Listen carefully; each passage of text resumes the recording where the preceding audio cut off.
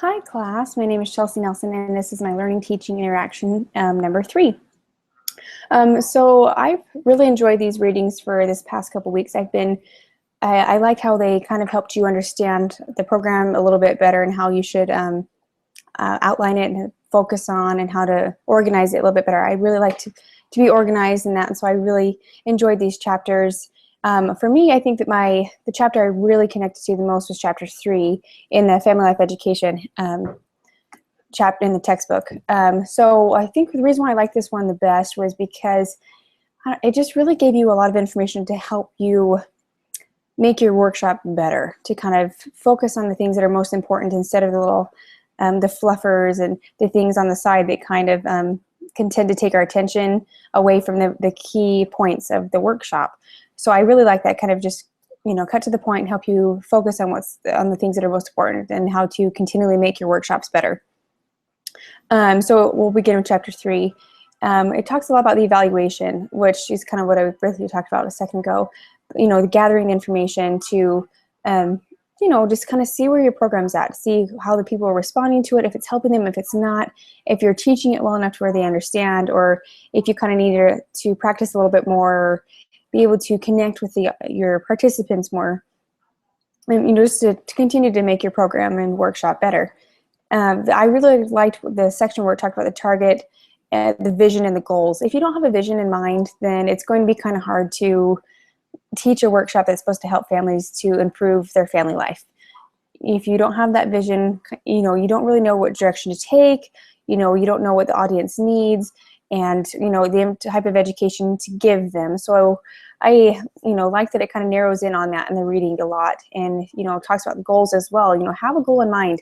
The vision is kind of like, the way I think about it is, the bigger picture, which, we talk a lot about in the gospel, is look at the bigger picture, like look at your end goal. Where, at the end of this, where do you want to be?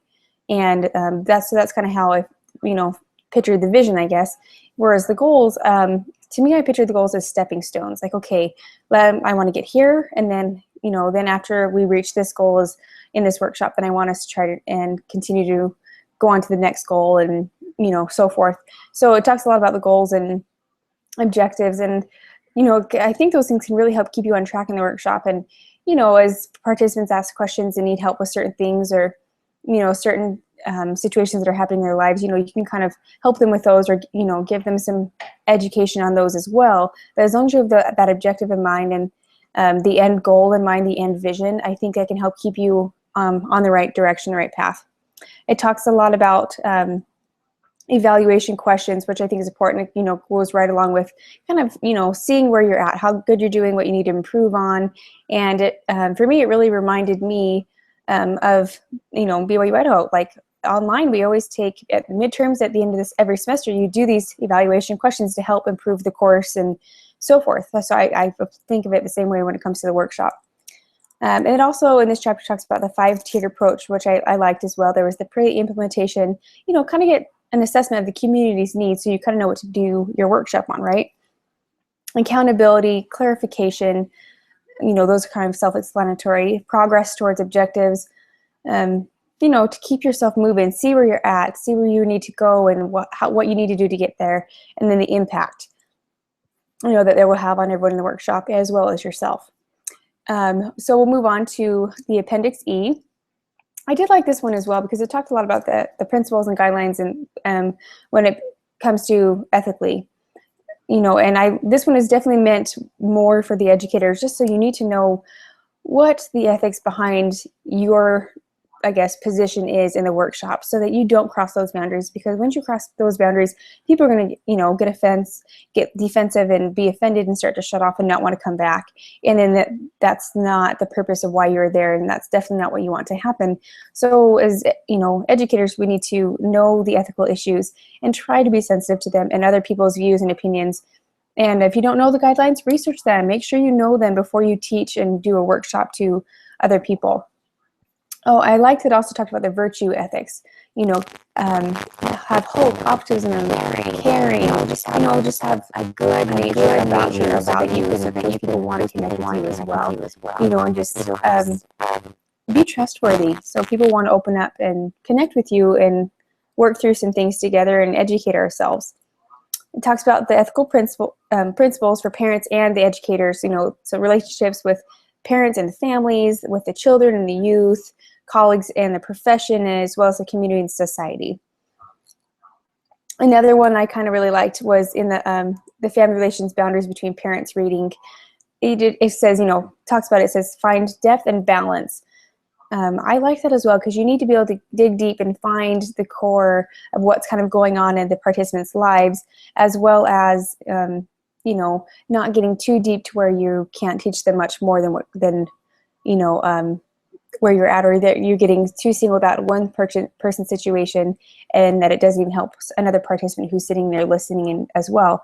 So I like that. So find depth and find balance. So help each participant out, but make sure you balance it out so that everyone is getting the help that they need. It's kind of something that kind of came to my mind as I thought about that.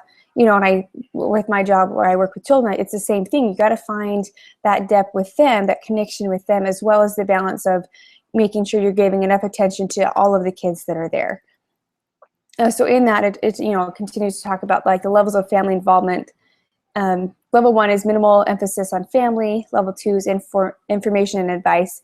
Level 3 is feelings and support. Level 4 is brief focused intervention, and level 5 is family therapy, which is something that we are not a part of. That's something that they need to choose to do on their own if they wish to.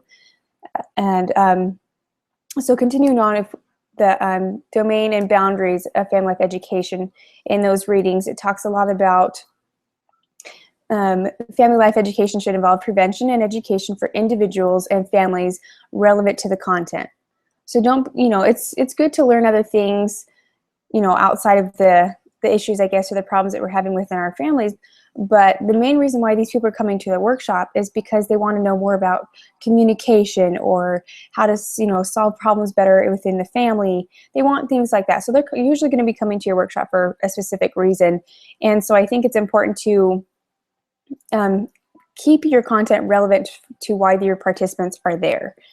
Otherwise, it gets kind of, you're kind of wasting their time a little bit. Another key point it talks about is know where the boundaries are, which we kind of talked about a little bit before in the other ones. Know where various types of services are, and know, for those who want the professional help and are trying to get them. So kind of know where they are. So if the participants come to you and want like a recommendation, or for a professional, you can say, oh, here's a couple and that I hear are good, and maybe check some of those out if you wish. And so, again, do not cross the boundaries, and know the appropriate levels of intervention. Know where you are that can help them, and where to stop, and where a professional needs to help them.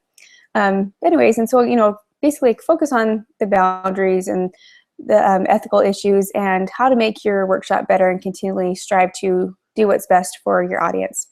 Anyway, so that's kind of what I got out of it, and I hope you guys got a lot out of it too. Thank you for listening.